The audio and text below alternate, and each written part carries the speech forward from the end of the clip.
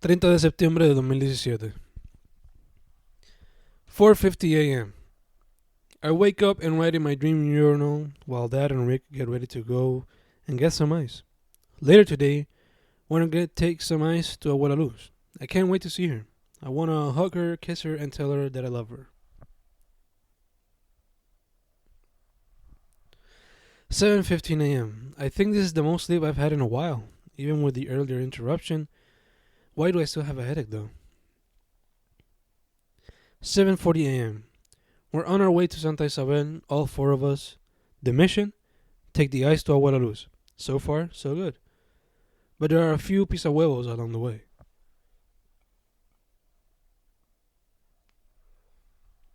7:52 a.m.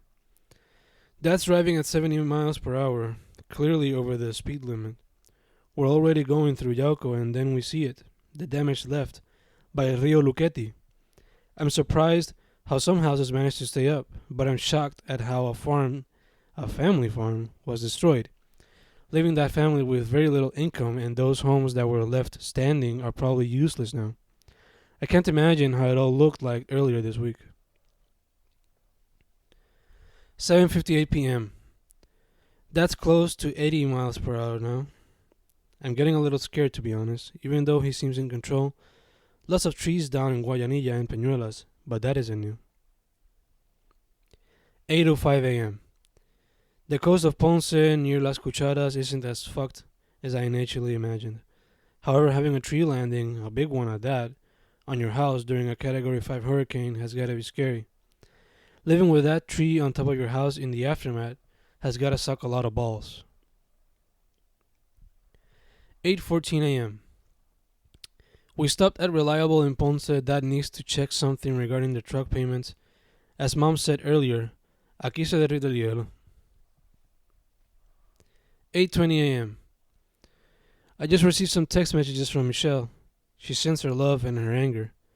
Love 'cause she loves me, and anger 'cause I haven't made an effort to go see her at her house. I don't think she understands that we're in a crisis and I can't just be spending gas left and right.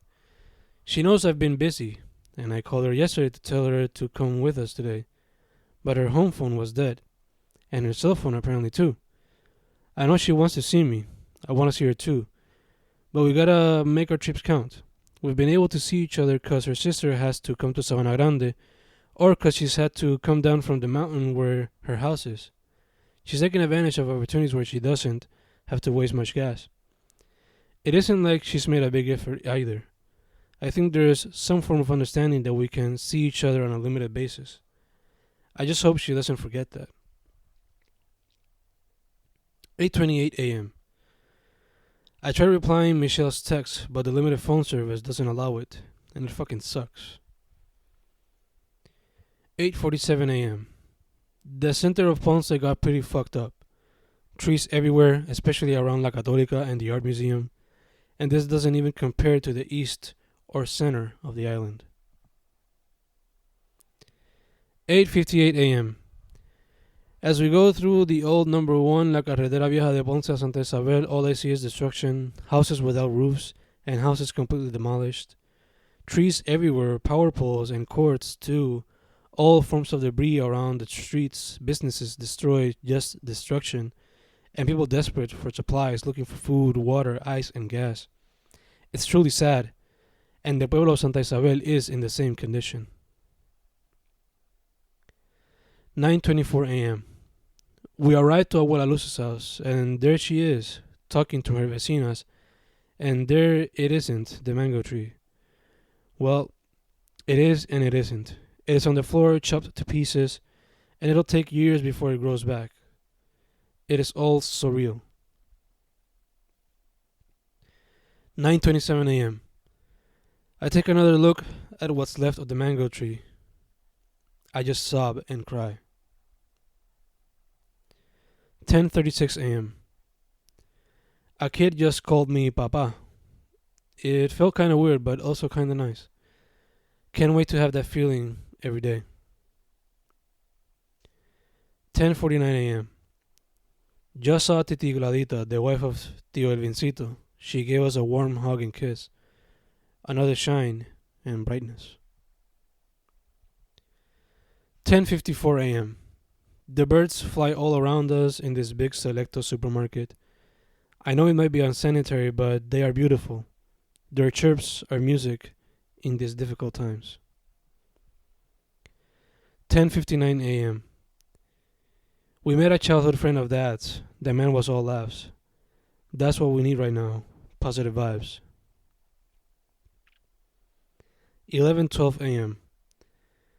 Aquí no hay pan, no hay nada, shouts an old man. There's a lot to buy, but it's mostly frozen food. However, that should tell you how essential bread is to the Puerto Rican. 11:29 a.m. We are off to Victor Pollo. It's been a while since we've eaten here. The food there has always been nice. Right now, it must taste glorious. 11:40 a.m. We wait in line to order at Victor Pollo, and a lady starts talking to Dad. She tells him of the injustices going around in Santa Isabel, how certain communities are being left back, and how children are suffering due to said injustice. There are many ways to describe such actions. Sad is the first that pops to mind, and the only one that currently sticks. 12:30 p.m. Just saw an old friend, a military dude. He's been active ever since the attack. He tells me the center of the island is fucked, but that they've been able to go through a few towns with the help of La Gente. He also tells me he wasn't able to talk with his familia till yesterday.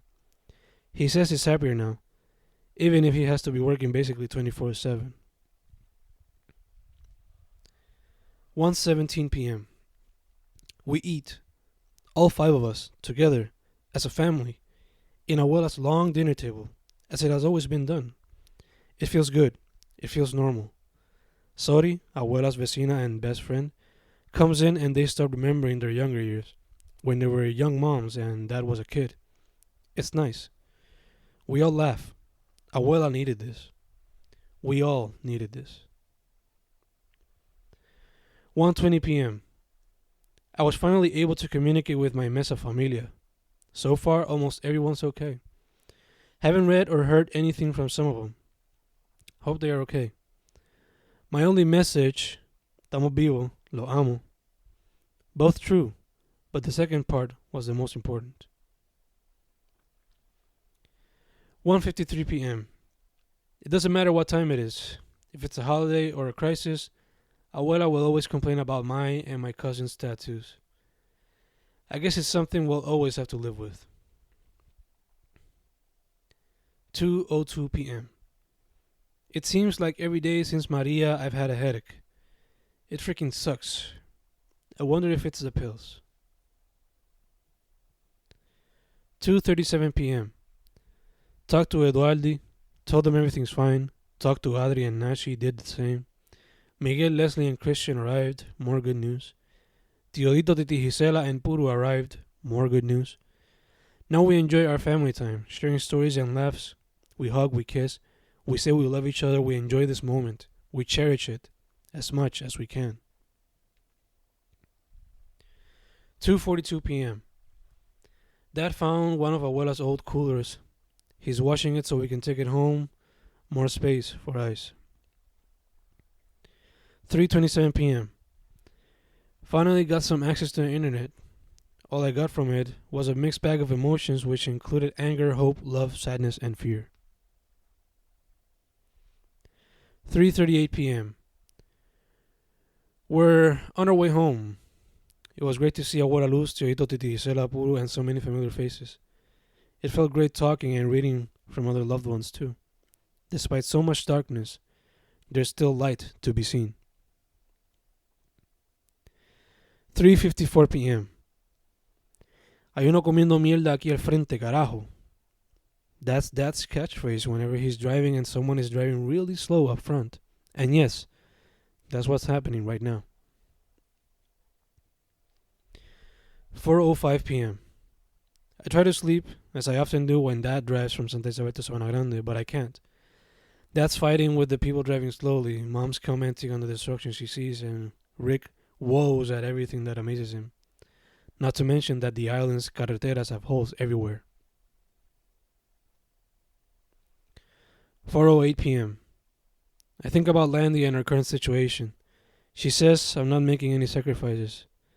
I'm thinking of how and when I should go to see her house and her. But I have no idea what to do. I guess I'm gonna have to take the chance, waste gas, and hope that she's up there, and if she's not, I guess I'll leave her a note or something. 4:45 p.m.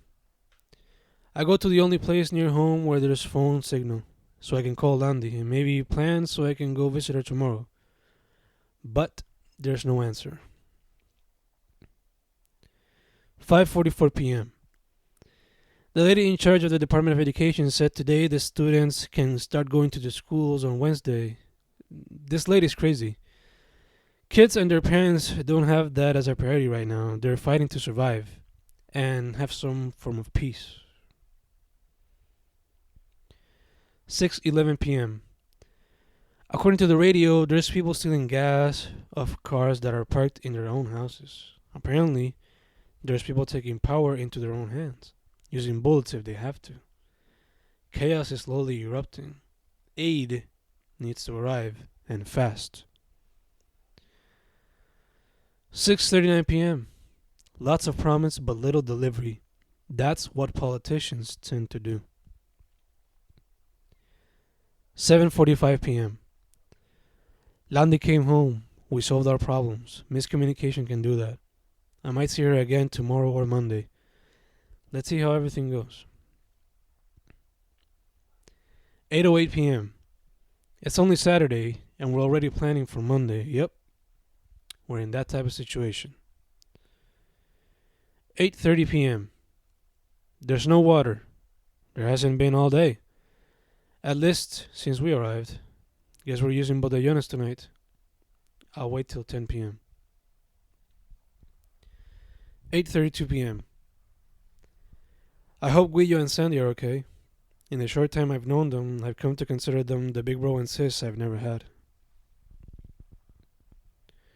8:39 p.m. Something that really sucks about the crisis is not being able to listen to the music one wishes. Right now, all I got is the music on the radio and whatever I can put in my car when I go out. It isn't the worst thing, by any means, but it is a little detail I miss from having electricity and the internet. Music lovers all over the country are suffering.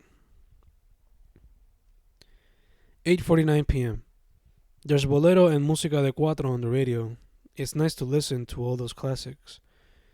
It brightens up the night. 9:10 p.m. There are a few things I want to do once everything goes back to normal, but an essential one that will give me some form of peace, or at least relaxation, is a haircut and a shave. Those two can do wonders to a person's emotional state.